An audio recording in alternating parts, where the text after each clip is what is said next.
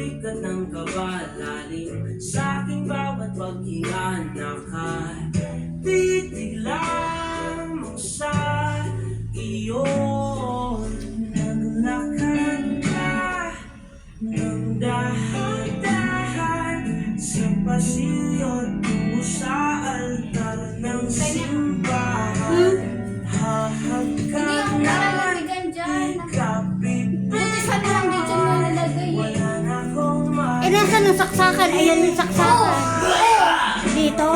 Ang bobo niyo talaga eh. Palpa kayo magpagawa. Bakit? Dito nilagay. E paano kung malagay? Paano hindi naman aabot dyan yung saksakan eh? Mga sakto yan, be. Pag lumamig yan, aabot yan doon. Oo. Bubo talaga. Ayun nga. Nandun sa baba.